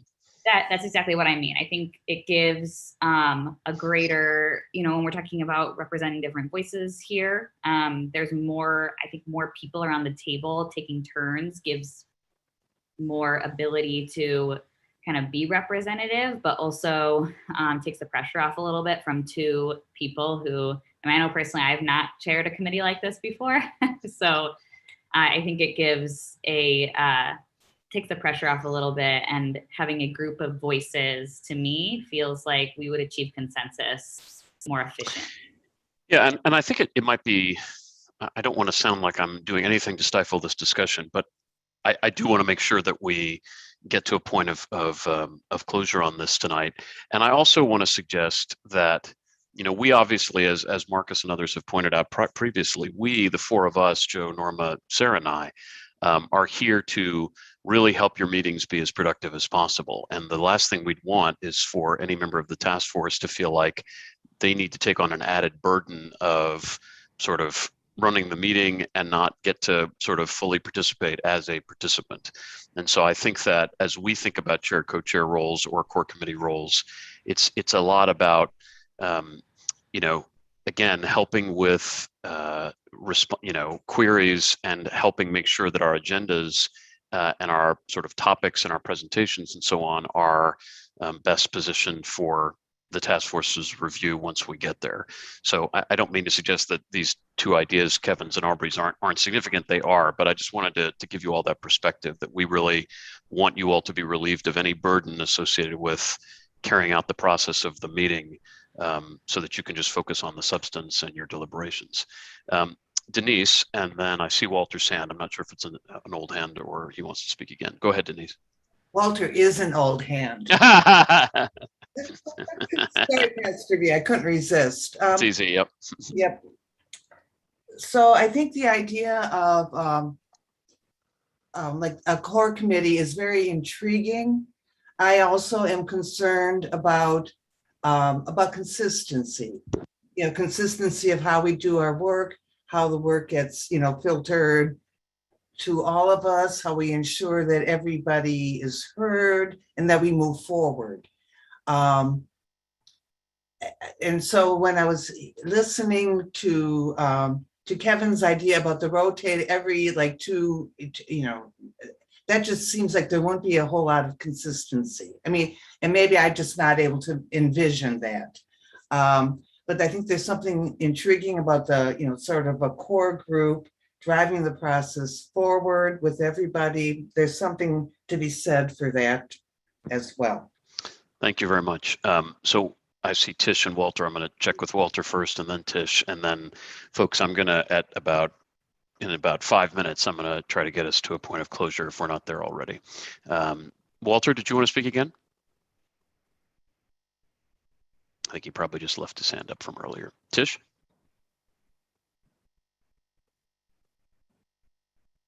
What I think might be at play here, and this is just my perceptions, correct me if I'm wrong or jump in. I think we're having an issue with the chair and co-chair acting as the spokespeople of the committee.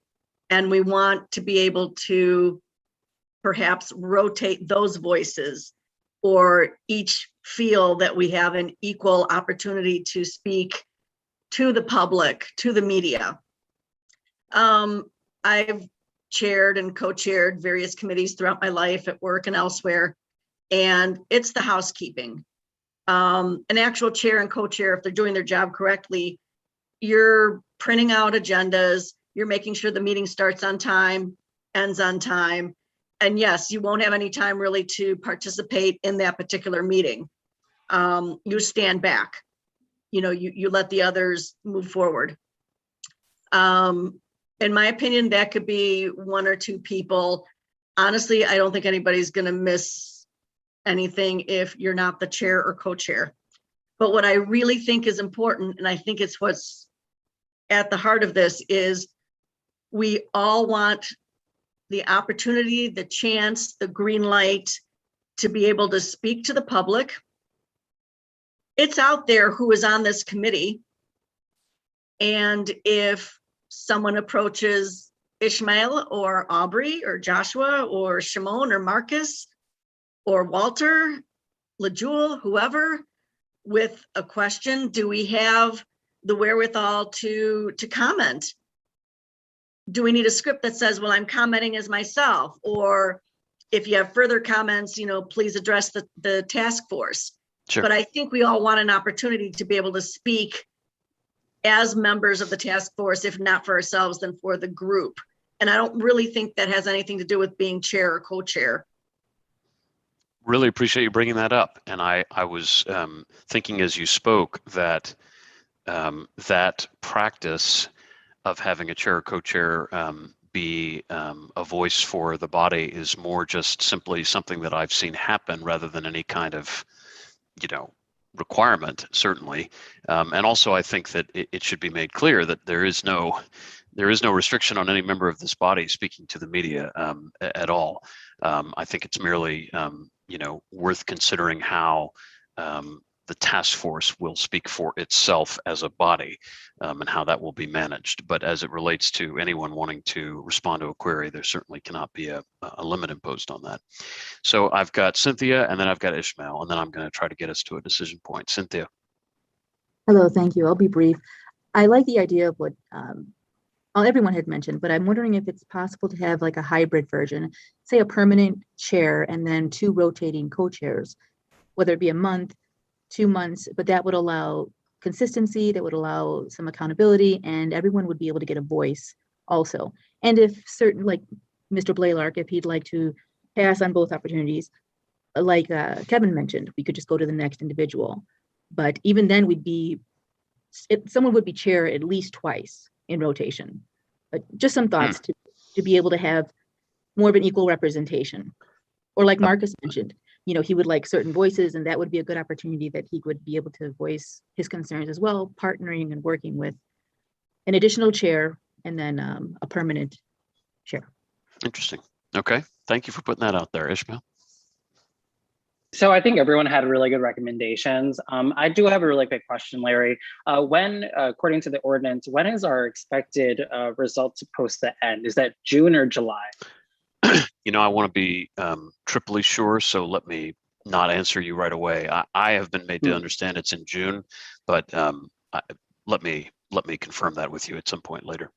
Yeah, so I was believing that it was in June, so I'm just going to speak in the concept that it is June. So if we're really taking into consideration, June is only 8 months away, and that means that we're only going to have 16 meetings. Although I love every single one of you so far, and I think that all of you would be fantastic in leadership roles, I just think that we have so many great things to discuss and to kind of come up with solutions with. And I think that we need to really find leadership that we feel confident in right away. And so my recommendation would be is to choose a chair and a vice chair, and then also a spokesperson. So, and then run those 3 roles for 4 months. After the 4 months, those people can decide to either step down, or we can decide to vote again and reselect individuals, whether we want to select those individuals again, or we want to select new individuals. I think that gives everyone the opportunity, because we're also not taking into consideration, not everyone wants to do leadership in this group, and that's okay. You don't have to be a leader in order to be in this group, because just signing up and being part of it, you're already showcasing leadership into our community. And so I think that would be my recommendation to the group, is to select a chair, a vice chair, and a spokesperson for 4 months, and then reconvene and have this conversation again in 4 months. All right. Well, we have a number of ideas on the table. Joshua and Marcus, I do see your hands, and I'm just going to ask you to indulge my process here for a minute, because with only 16 minutes before the hour, I really want to make sure that we do not miss talking about our priority topic for the next meeting and our information needs. So here's what I'm going to do. I want to very quickly or efficiently go one by one to each task force member and just ask you in a sentence, which of the models that you've heard is the one that you're most inclined to support. Which of there were, let's see, Ishmael's, Aubrey's, Cynthia's, Kevin's. I think that might be all of them for the moment. Corey, I'm going to start with you just based on where you are on my screen. Okay, I really like Ismail idea. I'm kind of interested in that. Denise? Oh, muted. Sorry, Denise, can't hear you. I like Ishmael's idea. Tish?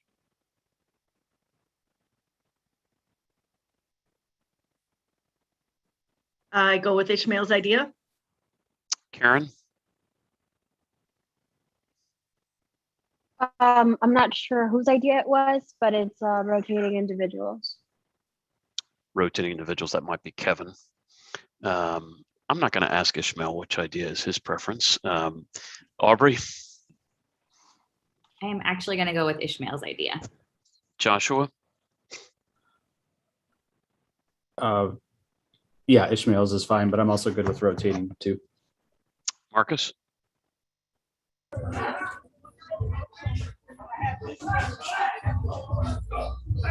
Can't hear you. One more time.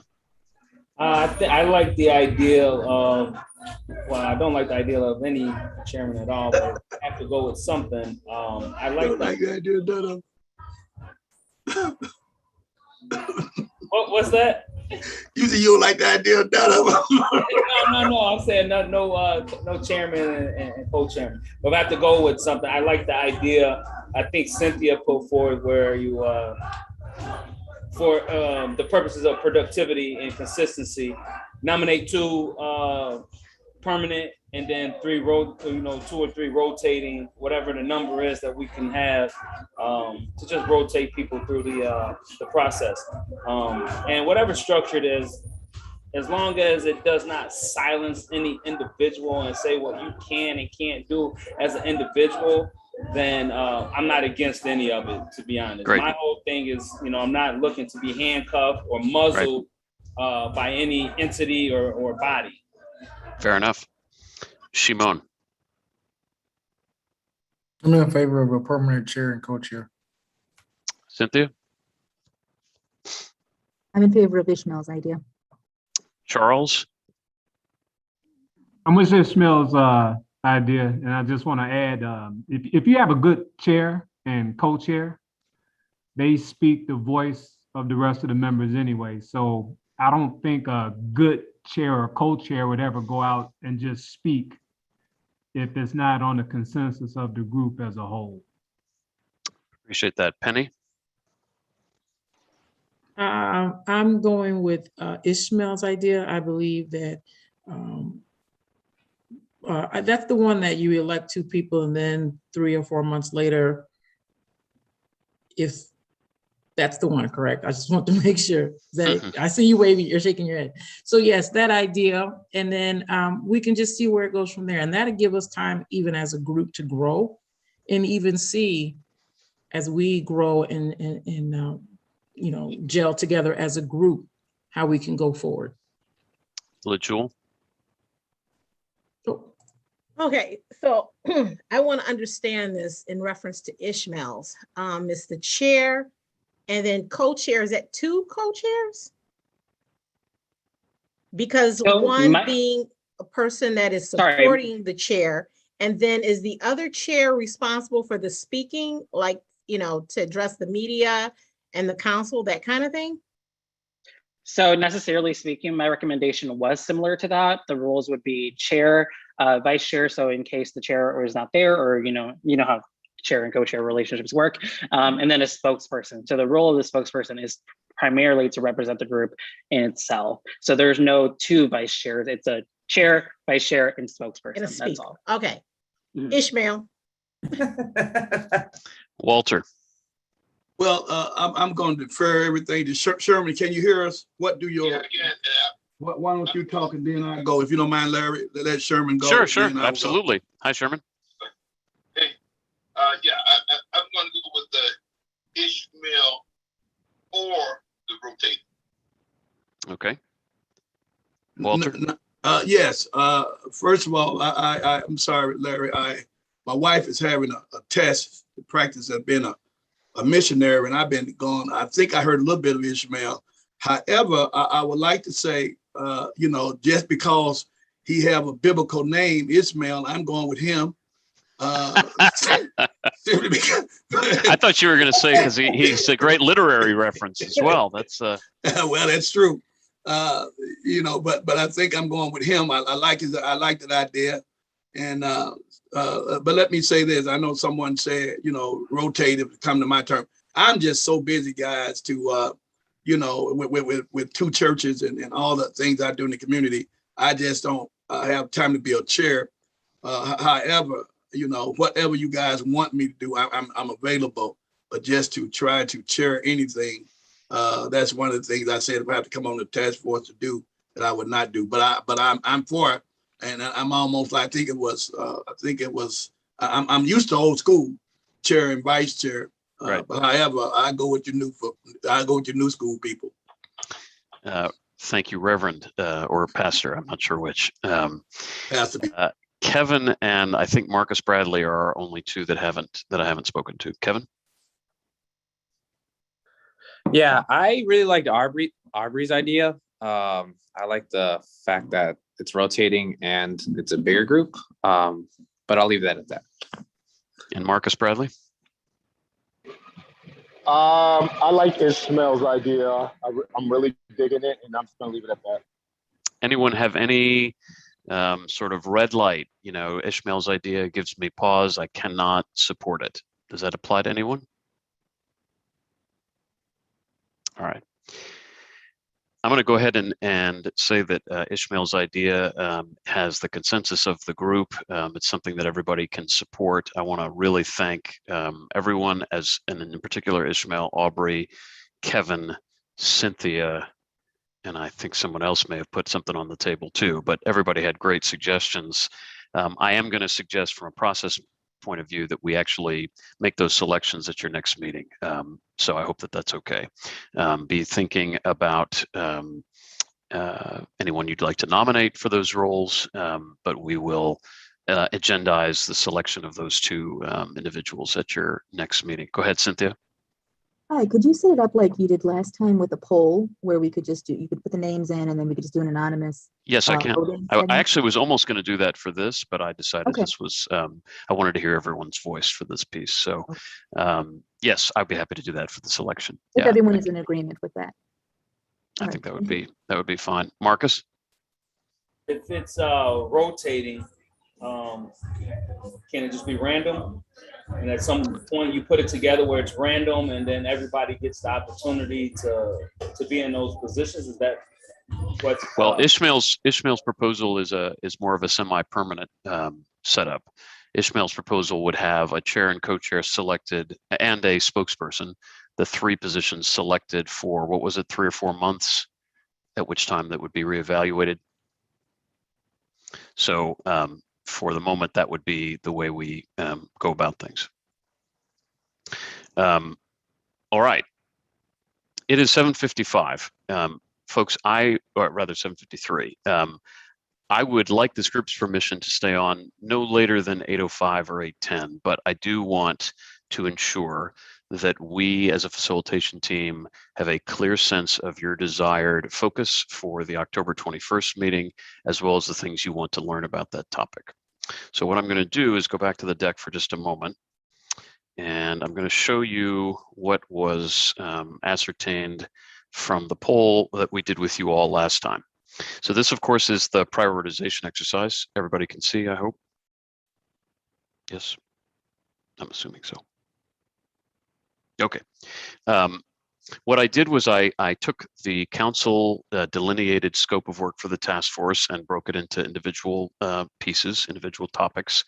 And I then asked you to kind of upvote the things that you felt needed to be tackled first. And if you cared to downvote ones you wanted to tackle later, or just, not vote for those. And so, as you can see, this is a screenshot of the poll itself, untouched by me. Accountability was a slight favorite over the use of force policy and training. So I guess my first question would be, and then this is kind of a, meant to be a thumbs up kind of deal. Would folks be comfortable if our first topic of discussion on the 21st was accountability? Would that be okay? Does anybody have any apprehension about that or concern? Shimon. Well, I think in order to get to the accountability piece, you should have to look at the training piece. I don't think you can hold anybody accountable without looking at how they're being trained, how they're being taught, how even the selection process. So I would vote for evaluate the current EPD training before we get into the accountability piece. Marcus?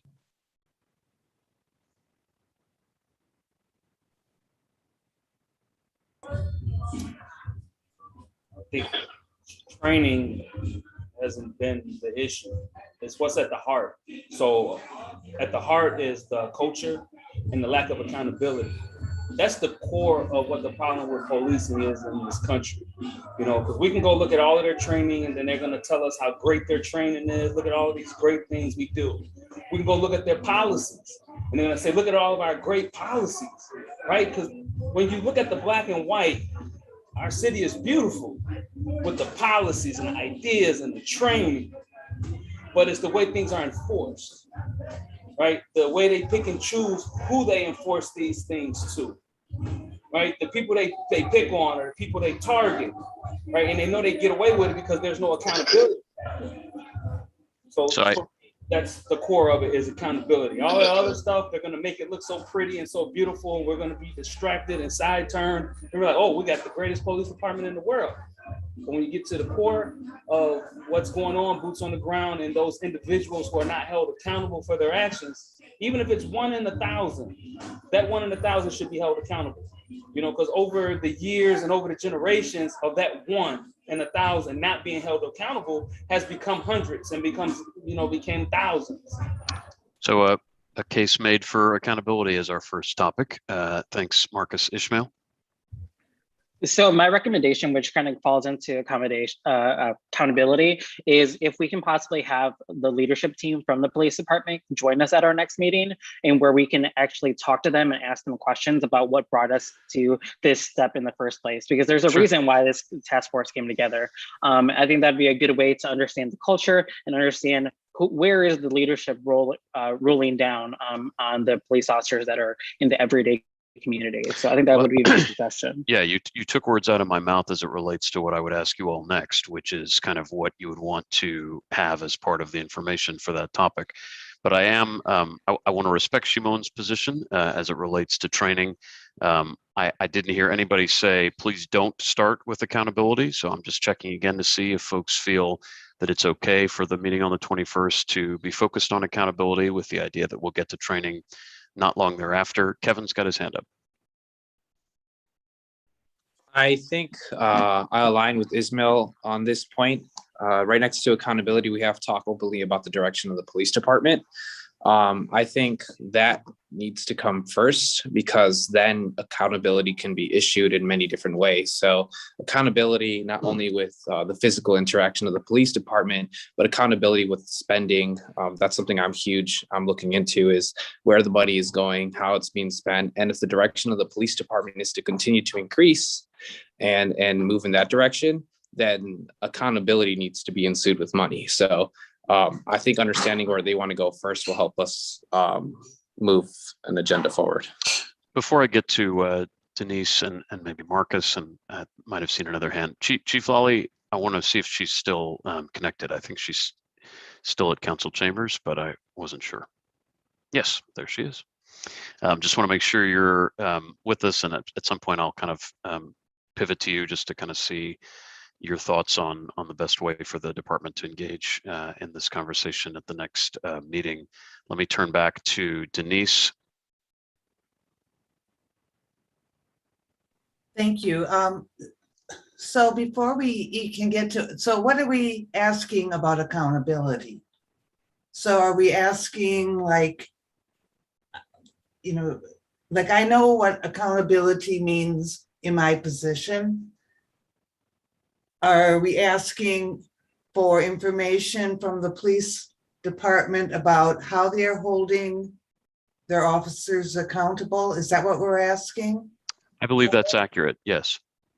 Okay. I mean, I'm not, and I say that not to discount other points being made about spending and so forth, but my understanding of this as it was originally written was to understand how officers are held accountable for their actions. Okay, and so then the first step to that would be hearing them from the police about how they do that. That would be one way to go about it, and I think that's a productive step to take, and that's why I want to make sure Chief Lawley was still here and we could coordinate that. But I'm also wondering if the task force has ideas about what they want to see about accountability. Because one thing that stood out to me, and again, it kind of goes back to the email, but about the continuing distrust from our community members in terms of making complaints about officers. Right. Let me put a pin in this thought, not because I don't want to hear it, but because I'm separating in my mind, Denise. Let's pick the topic and then let's list out the things we want to cover within that topic. And you're right one step past me. So I just want to make sure, Marcus, I see the hand. Is this to say something about covering accountability? You're good with that. Okay. So I'll come back to Marcus's hand in just a second, and Denise. So I'm hearing that we're going to talk about accountability on the 21st. I also heard that folks would like EPD to share the way that this work is being done currently. So Chief, just want to make sure that you're comfortable with a presentation to the task force on the 21st in that regard, and perhaps have assistant or deputy chiefs join you. Okay, seeing a nod. Great. So now what I want to do, let me come back to Denise really quickly, because you were in the middle of saying kind of what we want to tackle within this. And I know Kevin said, let's talk about accountability for the spending of dollars as it relates to the police, appropriation. Denise was starting to say something else. Go ahead. So I'm looking at it, the dollars are the dollars. I'm looking at accountability more from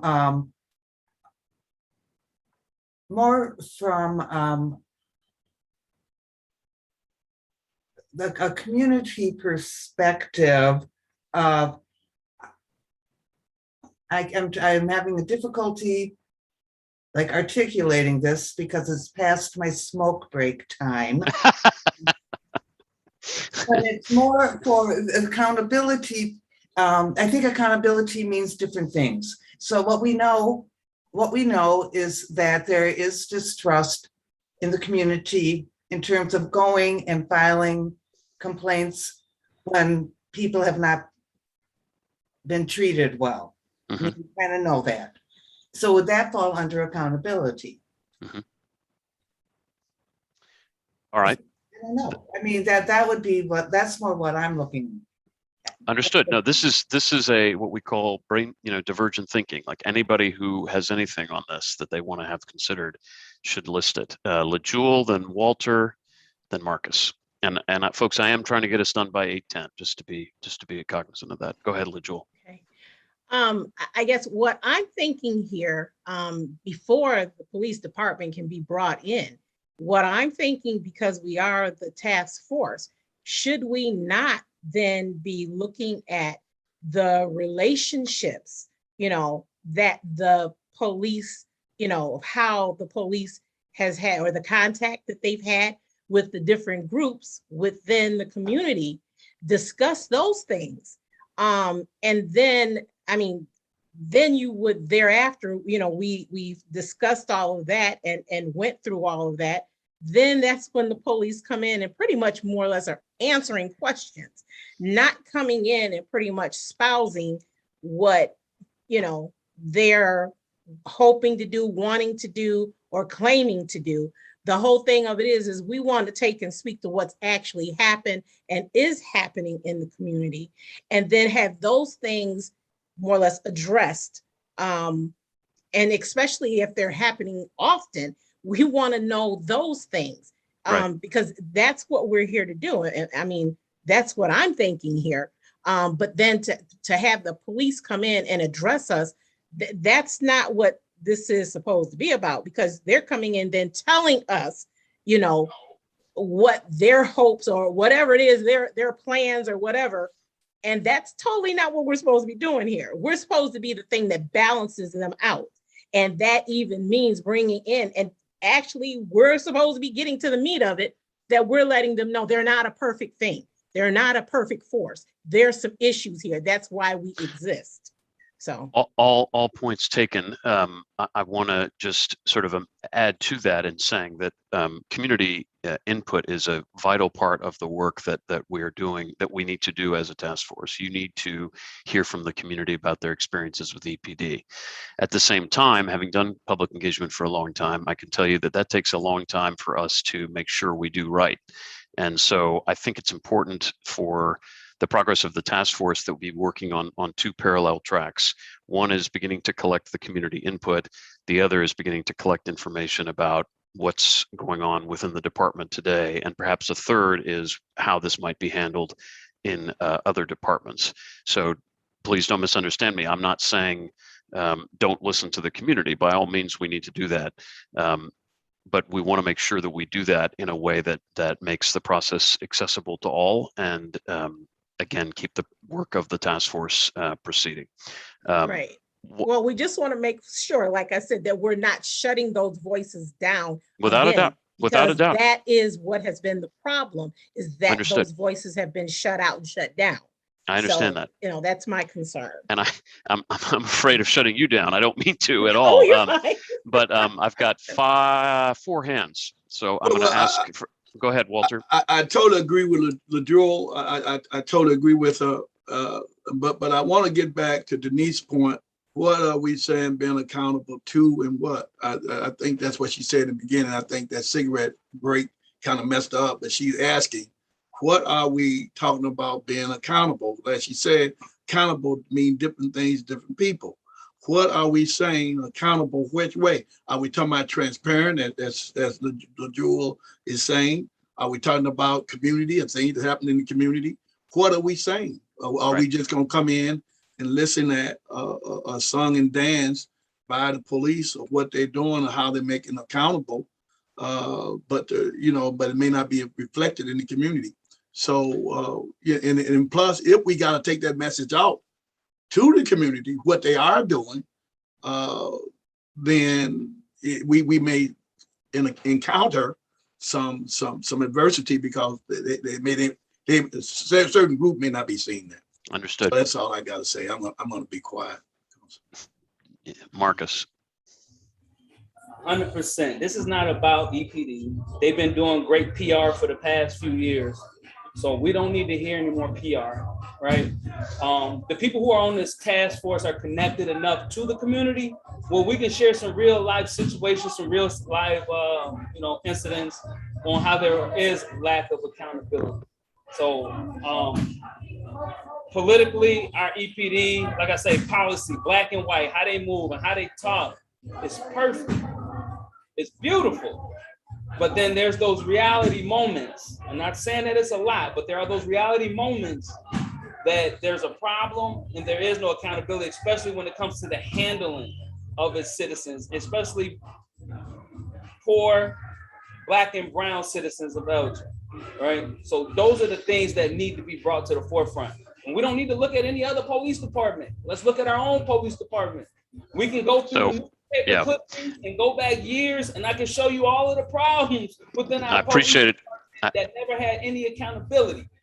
Anything, whether it's how they handle citizens, whether it's how they beat people, or whether it's how they stole funds from their own union. There's still no accountability. So we don't need to go outside. Let's take care of home. Look right inside. There's enough there for us to work with and address.